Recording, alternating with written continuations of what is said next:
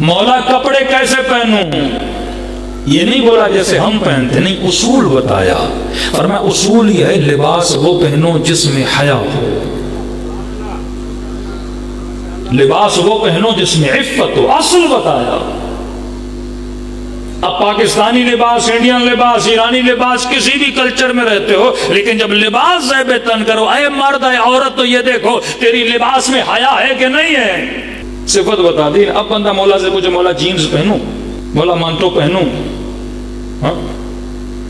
مولا عبایا پہنے، کتنے فیشن آ گئے نا۔ امام نے اصل بتا دیا کہ جو بھی پہن یہ دیکھ تیرے لباس میں حیا ہے کہ نہیں ہے، لباس وہ پہن جو لباس عفت ہو۔ اب عفت اور حیا کیا ہے، پھر اہل بیت اس کی تشریح کرتے ہیں۔ ایسا لباس جس سے بدن نظر نہ آئے، ایسا لباس جس میں تیرے اندام، تیرے سائز کا پتہ نہ لگے، وہ ساری عفت اور حیا کی صفات انہوں نے کیا کر دی، بیان کر دی۔ میں ایک پوش علاقہ تھا، وہاں پہ نام نہیں لوں گا، مجلس پڑھنے جا رہا تھا، تو مجلس کی اینڈ میں خواتین آ رہی تھیں۔ اب ظاہر ہے اس پہ بھی آتا ہوں کہ شیعوں کی کتنی قسمیں، یہ تو اہل بیت کی زندگی کی 3 قسمیں نا، اب 3 طرح کے شیعہ بھی، 3 طرح کے مسلمان بھی اس معاشرے میں رہتے ہیں۔ اب فیشن آ گیا، آج کل جتنی خواتین کپڑے پہنتی ہیں تو پتہ نہیں تبلیغی جماعت کو دیکھ کر ٹخنوں سے اوپر ان کی شلواریں چلی گئی ہیں، سنت رسول سمجھ کے ایسا فعل انجام دے رہی ہیں۔ یہ بے حیائی ہے، یہ بے عفتی ہے۔ عورت کے لیے جوراب پہننا شرعاً واجب ہے کہ اس کے پاؤں نامحرم کو نظر نہ آئے۔ اب کہیں میں نے لباس تو اچھا پہنا، میں لباس اچھا ہے، لیکن پورے لباس میں عفت ہونی چاہیے، پورے لباس میں کیا ہونا چاہیے، حیا ہونا۔ 53 ڈگری کی گرمی تھی، عرفہ میں معراج کیا تھا، میں بتا رہا ہوں مراجے کے ہونے کا اثر عوام پہ کیا ہوتا ہے۔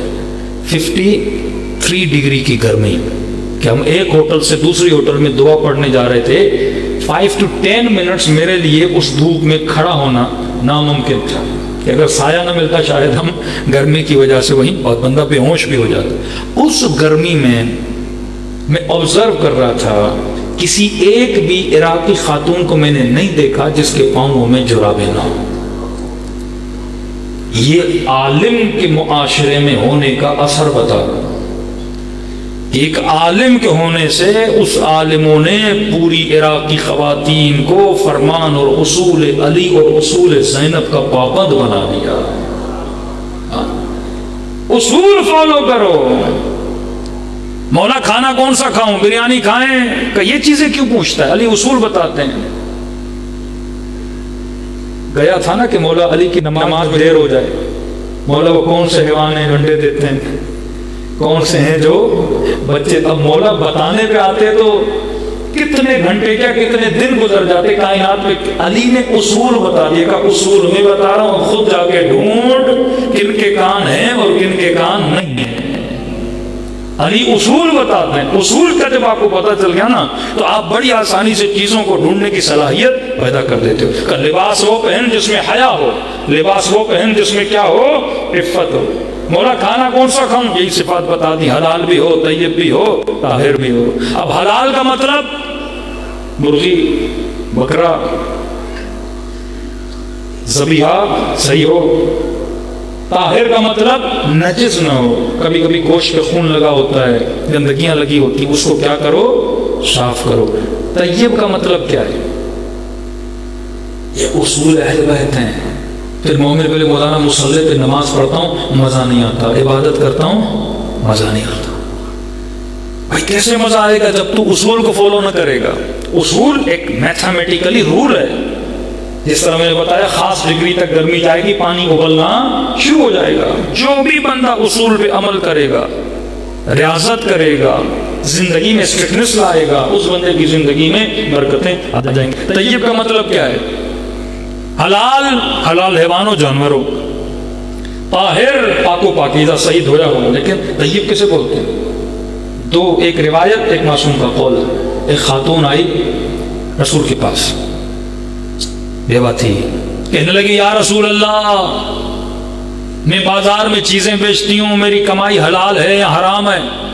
نبی نے کہا کیا کرتی ہو؟ کہا کچھ کھانے پینے کی چیزیں بناتی ہوں، مارکیٹ میں جا کے اپنا ٹوکرا رکھتی ہوں اور خریدنے والے آتے ہیں لیتے جاتے ہیں. نبی نے کہا حلال ہے. لیکن یہ بتا جب اذان کی آواز آتی ہے کیا کاروبار کو بند کر کے اللہ کی آواز پہ لبیک کہتی ہو؟ کہتی یا رسول اللہ اتنی بھیڑ ہوتی ہے. ہاں پڑھتی تو ہوں ٹائم پہ, لیکن دوپہر کا وقت اور اتنی بھیڑ, سامان بیچنا ہوتا ہے تو میں دیر سے جا کے گھر پہ پڑھتی ہوں تاکہ سامان بک جائے, کہیں میرا نقصان نہ ہو جائے. کہ تیری کمائی حلال تو ہے پر طیب نہیں ہے. کہ جب خدا بلائے اور تو بلاوے کو سنے اور خدا کی آواز پہ لبیک نہ کہے. آج ہم میں سے کتنے لوگوں کی کمائیاں حلال تو ہیں لیکن کیا طیب بھی ہیں کہ نہیں بندے خدا؟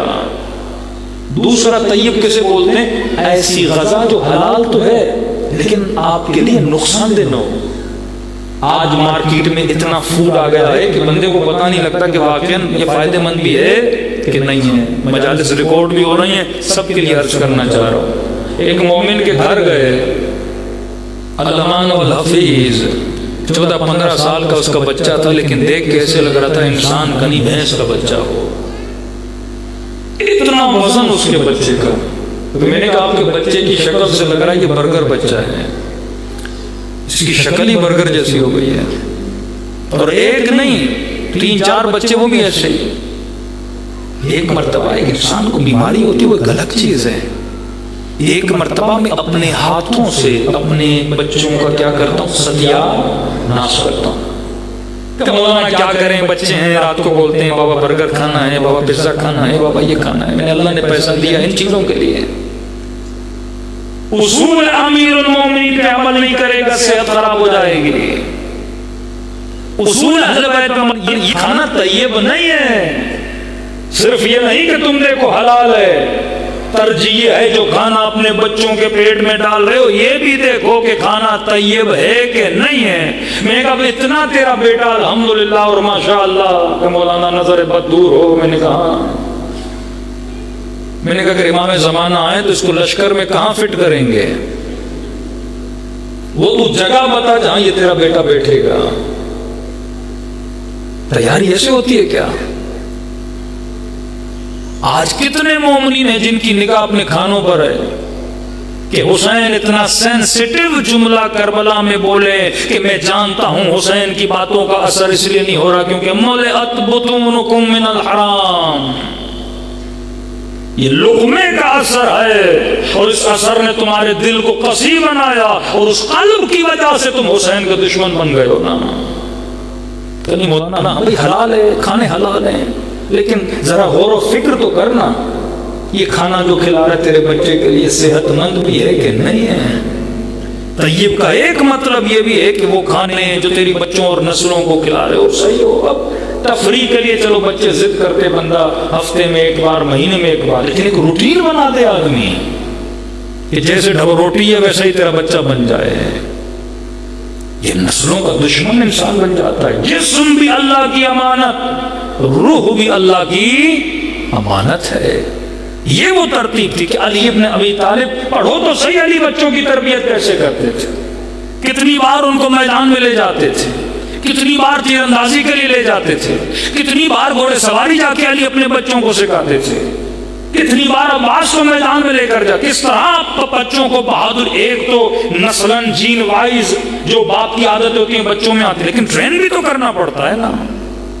کہ ایسا ہی صبر سیکھ رہے تھے, اپنے بابا کو دیکھ دیکھ کر صبر کا درس لیا, علی کی سخاوت کو دیکھ دیکھ کر سمجھا کہ دنیا کے ساتھ کیسے چلنا ہے. حسن و حسین امام ہے, عباس تو امام نہیں ہے نا, جعفر تو امام نہیں ہے نا, 4 بیٹے اور ہیں وہ تو امام نہیں ہے نا.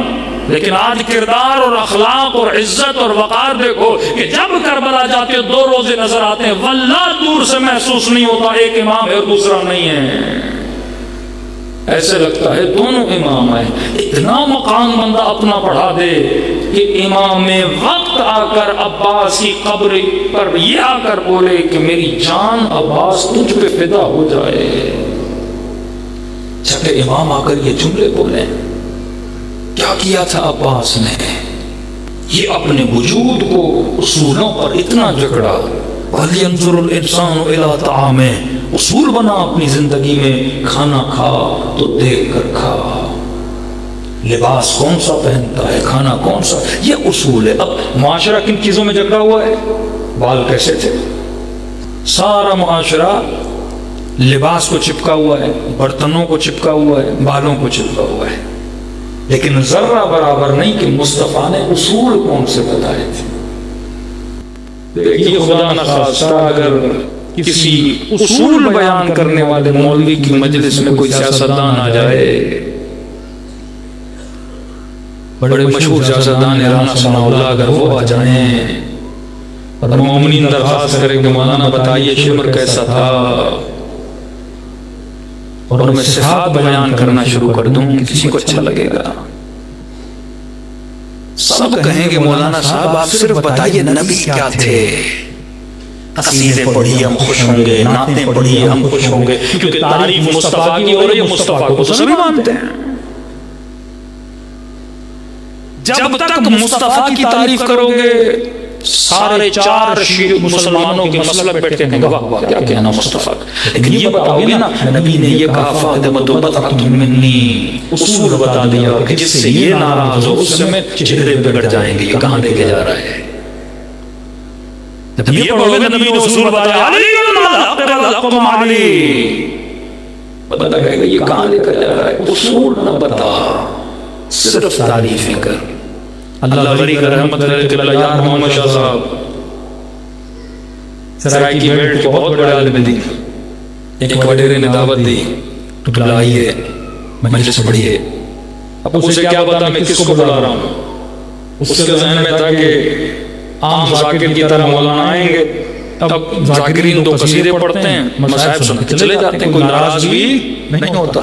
علی کی تعریف ہوتی ہے، سارے کے سارے علی کو مانتے ہیں۔ ایک باپ کے چار بیٹے ہوں، ایک بیٹا خدا نخواستہ زانی ہو، دوسرا شرابی ہو، تیسرا نمازی ہو، چوتھا نارمل بندہ ہو، لیکن اگر ان کے باپ کی تعریف کی جائے کہ چاروں خوش ہوں گے کہ نہیں ہوں گے؟ خوش ہوں گے۔ لیکن یہ بتایا جائے تیرا باپ عالم تھا، اس نے کیا بولا تھا، تو اس میں بندہ کیا ہو جائے گا؟ جب علی کی تعریف ہوتی ہے سب خوش ہوتے ہیں۔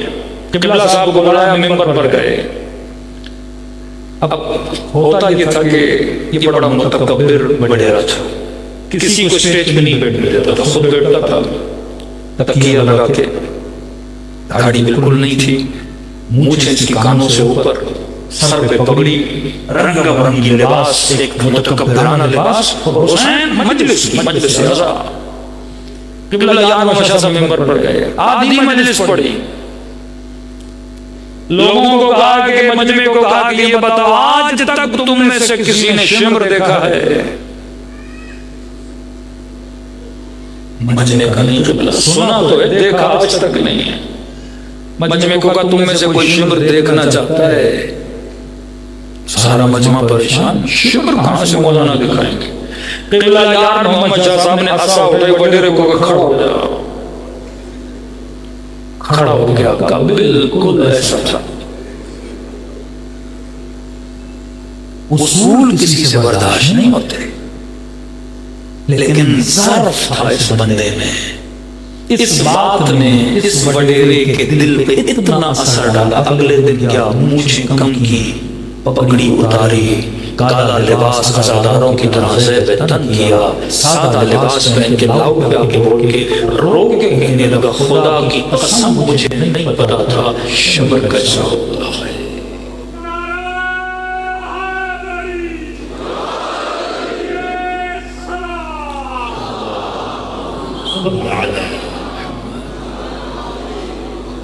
اصول ہیں جو انسان کو بدلتے ہیں، کھوکھلی تعریفیں انسان کو کچھ نہیں بناتی۔ مجلس کا مطلب آؤ اصول حسین کو بناؤ، حر بنو، زہیر بنو، سعید بنو۔ حبیب ابن مظاہر کوفے سے گزر رہے تھے، نگاہ پڑی مسلم ابن اسجع پہ، مسلم کہاں جا رہے ہو؟ کہا ابھی بوڑھا ہو گیا ہوں، داڑھی کو خراب کرانے جا رہا ہوں، رنگ کروں داڑھی کو تاکہ تھوڑا جوان دیکھو۔ حبیب نے کہا مسلم دنیا کے جتنے بھی رنگ ہیں یہ اتر جاتے ہیں، مسلم کتنی دیر داڑھی رنگین رہے گی، ایک دن تو اتر جائے گا، پھر تیرا بڑھاپا ظاہر ہو جائے گا۔ مسلم نے سجاؤ ایسی جگہ پہ لے جاؤں، داڑھی کو ایسا رنگ کرو کہ ہمیشہ جوان رہو۔ کہا حبیب کیا کہنا چاہتے ہو؟ کہو کربلا چلیں، زہرا کا لال آیا ہے، داڑھی کو اپنے وجود خون سے رنگین کرو، جنت میں ہمیشہ جوانی پاؤ۔ یہ فرش قضا کش لیے حسین ہے۔ بچوں کو اصول بتاؤ، بچیوں کو اصول، تیری بچی سیکھ گئی نا، دنیا کی کسی بھی جگہ پہ پڑھنے بھی جائے گی نا، یہ گمراہ نہیں ہوگی۔ ہم کیا کرتے ہیں؟ لباس پہنانا سکھاتے ہیں، ڈنڈی اٹھا کے ان کو نماز پڑھانے کا عادی بناتے ہیں، اصول نہیں بتاتے کہ نماز کیوں، حجاب کیوں، نگاہوں کو حرام سے کیوں بچائیں۔ اس کا فائدہ تجھے ہے، تیری زندگی میں سکون آئے گا، کل میں تفصیل میں جاؤں گا۔ زندگی میں اگر یہ اصول آ جائے نا، خدا کی قسم، دنیا بھی جنت، آخرت بھی جنت بن جائے۔ آؤ قافلے کربلا، ایک سپاہی بنو، لشکر حسین کے سپاہی بنو۔ آج بھی تیرا امام پردے غیب میں منتظر ہے، وہ تجھے اپنے لشکر میں لانا چاہتا ہے۔ دعائیات پڑھا کرو، اپنے امام سے بیعت کیا کرو کہ مولا میں منتظر ہوں اور میں نے سارے اصولوں کو اپنایا ہے۔ اور پھر حدیث میں اگر جس نے ایسی زندگی گزاری نا، اور میں مر جائے گا، اگر سچا منتظر تھا، مرنے کے بعد بھی اسے قبر سے اٹھا کے امام لشکر میں شرکت دلائی جائے۔